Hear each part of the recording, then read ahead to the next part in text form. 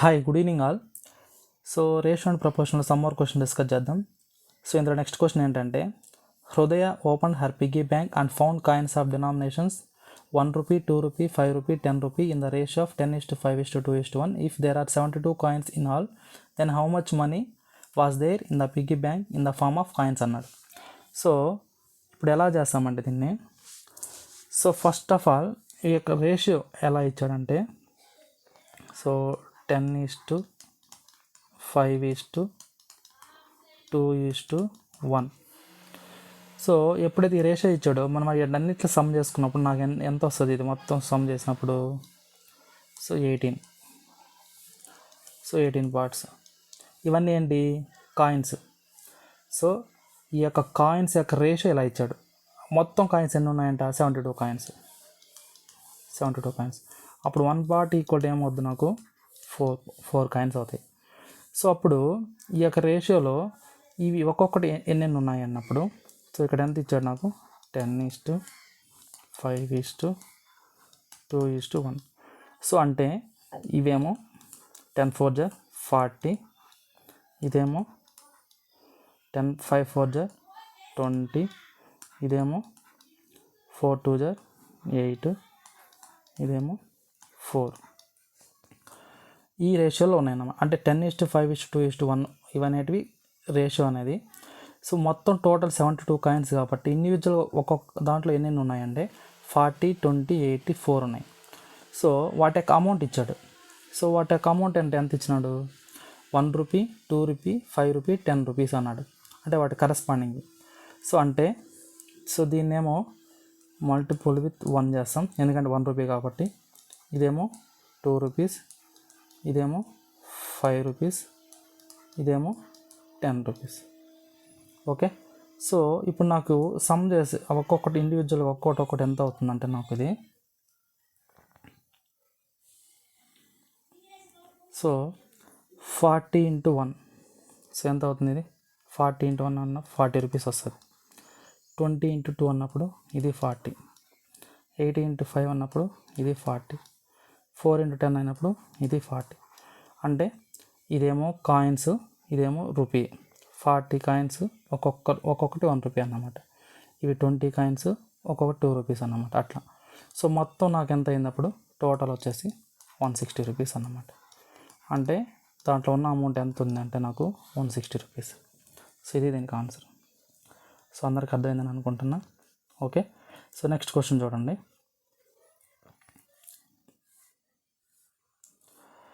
So ఇక్కడ ఏంటంటే, ఏ purse has 34.5 rupee in the form of 1 rupee, 50 paisa and 10 paisa coins in the ratio of 6:9:10. Find the number of 10 paisa coins అన్నాడు. ఈ model questions అన్నీ చాలా important అన్నమాట. చాలా ఎగ్జామ్స్లో అడుగుతూ ఉంటాడు ఇలాంటివి. సో దీన్ని ఎలా సాల్వ్ చేస్తామంటే, అక్కడ so 1 rupee 10, A purse has 34.5 in the form of 1 rupee, 50 paisa and 10 paisa coins అన్నాడు కాబట్టి, సో టోటల్ అమౌంట్ ఏమో 34.5 rupees. So 1 rupee, 50 paisa, 10 paisa. So ఈ రూపీస్ని, ఈ 50 పైసాను కూడా మనం ఏం చేద్దామంటే రూపీస్లోకి చేంజ్ చేసుకున్నాం. ఈ 10 పైసాను కూడా రూపీస్లో చేంజ్ చేసుకున్నాం. సో అప్పుడు ఎలా చేంజ్ చేస్తామంటే, సో 1 rupee అంటే 100 paisa డివైడెడ్ బై 100. ఇది సేమ్. యాక్చువల్గా 1 rupee అంటే 100, ఏడిచ్చిందేమో 50 paisa. యాక్చువల్ 1 rupee అంటే 100 paisa, ఏడిచ్చిందేమో 10 paisa.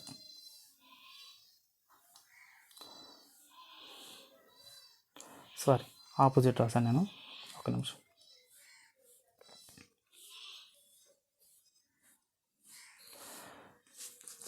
సో ఇక్కడేమో 50 వాడు ఇచ్చిన వాల్యూ బై మనం చేంజ్ చేయాల్సిన వాల్యూ 1 rupeeలో చేంజ్ చేసుకోవాలి. 100 paisa వేసాను నేను. అదేవిధంగా 10 paisa ఓవర్ 100.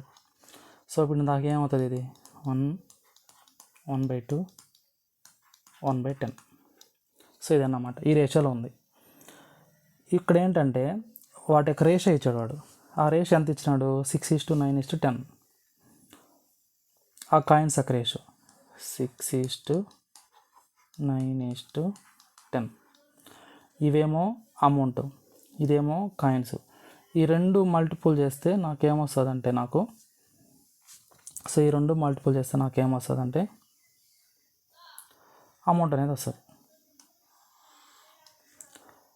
సో 6 × 1 6, 9 × 1/2 అంటే 9/2, 10 × 1/10 అన్నప్పుడు 10/10 అంటే దీని వాల్యూ 1. సో ఇదన్నమాట.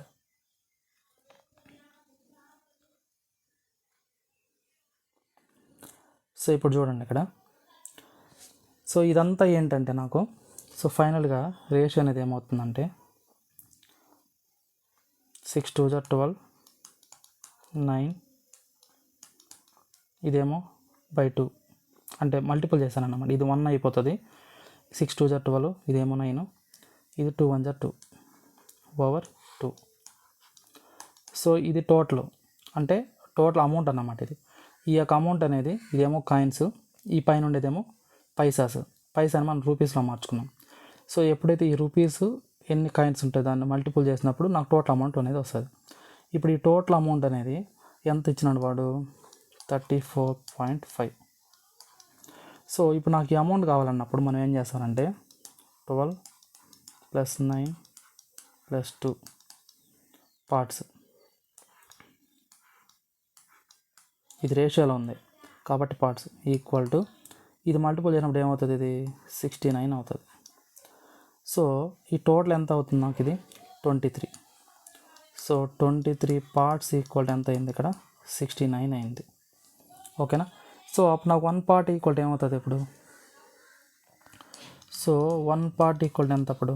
69/23 దట్ ఈక్వల్ టు 3. ఇది 1 పార్ట్. వాడు అడిగిన క్వశ్చన్లో మనల్ని ఏం అడిగాడు? ఇక్కడ 10 పైసా కాయిన్స్ ఎన్ని ఉన్నాయి అన్నాడు. 10 పైసా కాయిన్స్ అన్నప్పుడు ఈ థర్డ్ వన్ అయినా అంటే ఇక్కడ 10 ఉంది కదా రేషియో అనేది. కాయిన్స్ అడిగాడు. కాయిన్స్ అంటే ఇదే కదా, అంటే దీని వాల్యూ. సో అప్పుడు 1 పార్ట్ ఈక్వల్ 3 అయినప్పుడు ఈ 10 పైసా కాయిన్స్ ఎన్ని ఉన్నాయి? 10 అంటే 10 × 3 that equal to 30. Okay. So అప్పుడు 10 పైసా కాయిన్స్ ఎన్ని ఉన్నాయంటే 30 ఉన్నాయన్నమాట. సో అదన్నమాట ఆన్సర్. ఓకేనా? సో అందరికి అర్థమైందని అనుకుంటున్నాను అది. సో నెక్స్ట్ క్వశ్చన్ చూద్దాం.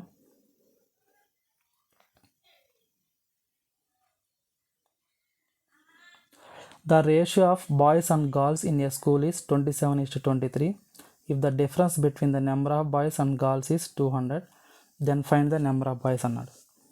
సో ఇక్కడ ఏంటంటే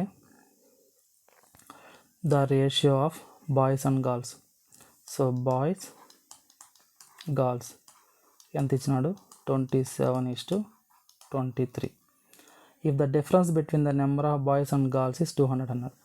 ఇప్పుడు ఈ రెండు డిఫరెన్స్ అన్నప్పుడు 27 23 పోతే 4 పార్ట్స్. వీటికి డిఫరెన్స్ ఎంత అంట? 200. Then find the number of boys అన్నాడు. సో ఇక్కడ 1 పార్ట్ ఈక్వల్ ఏమవుతుంది అప్పుడు? 50. బాయ్స్ అన్నప్పుడు ఓన్లీ కావాల్సిన నాకేంది? బాయ్స్ అంటే అప్పుడు ఏంది? 27 ఇచ్చాడు అంటే 27 పార్ట్స్. సో 27 × 50 చేస్తే నాకు ఆన్సర్ ఎంత వస్తుంది? ఇది 1350. సో అదన్నమాట. ఓకే, ఈ మోడల్ కూడా ఇంపార్టెంట్. సో నెక్స్ట్ క్వశ్చన్ చూద్దాం.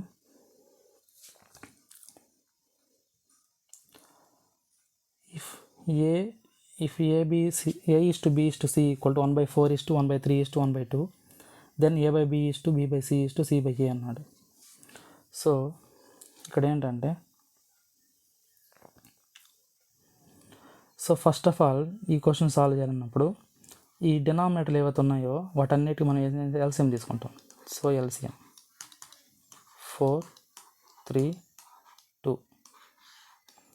సో 2 టేబుల్ చేద్దాం.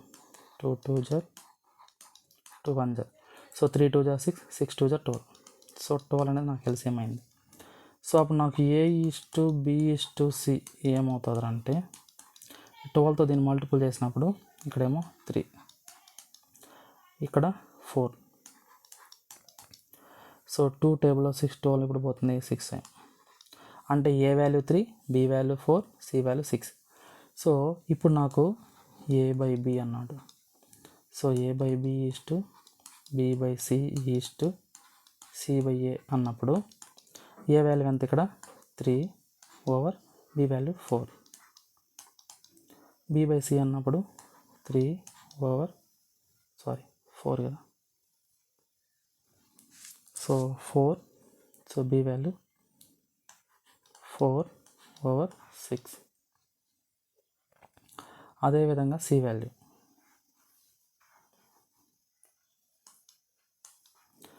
C value 6, A value 3. So ఇప్పుడు ఈ విధంగా ఉన్నప్పుడు దీనికి రేషియో కనుక్కోవాలంటే ఇక్కడ డినామినేటర్లు ఏవైతే ఉన్నాయో అంటే 4కి 6కి 3కి దీనికి ఎల్సిఎం తీయాలి. సో 4కి 6కి 3కి ఎల్సిఎం. సో 3 టేబుల్లో 3 2 * 6, 3 1 * ఇప్పుడు మళ్ళీ 2 టేబుల్లో 2 2 * 4, 2 1 * సో ఇప్పుడు నాకేమవుతుంది ఇది. సో 3 2 * 6, 6 2 * 12. సో 12 అనేది ఎల్సిఎం అయింది. ఓకే, ఈ యొక్క ఎల్సిఎం వాల్యూని ఇక్కడ మనం ఏం చేస్తారంటే ప్రతిదానికి మల్టిపుల్ చేసుకుంటాం. అంటే ఇక్కడ ఉన్నదానికి ప్రతిదానికి మల్టిపుల్ చేసుకుంటాం. సో అంటే ఎలా అంటే ఒక నిమిషం కలర్ చేంజ్ చేస్తాం. సో ఇప్పుడు ఇక్కడ ఉన్నాయి కదా 3/4, 4/6, 6/3 అని. సో దీనికి ఇక్కడ 12తో మల్టిపుల్ చేసుకుంటాం. అంటే 12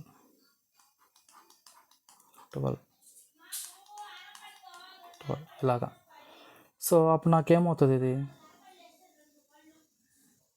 4 1 * 4 3 * 6 1 * 6 2 * 3 1 * 3 4 * సో అప్పుడు నాకు ఫైనల్గా నాకు వచ్చే ఎల్సిఎం రేషియో ఏమవుతుందంటే so A by B is to B by C is to C by a equal to so 3 3 * 9, 4 2 * 8, 6 4 * 24. అంటే 9:8:24. సో ఇదన్నమాట నాకు ఆన్సర్. ఓకేనా. సో ఇది రేషియో అండ్ ప్రపోర్షన్లో సమ్ బేసిక్ క్వశ్చన్స్ నేను డిస్కస్ చేసింది ఇప్పటి వరకు. సో మీకు ఏదైనా డౌట్ ఉంటే నన్ను అడగండి, నేను క్లారిఫై చేస్తాను. సో అందరికీ అర్థమైందని అనుకుంటున్నా. Okay, thank you.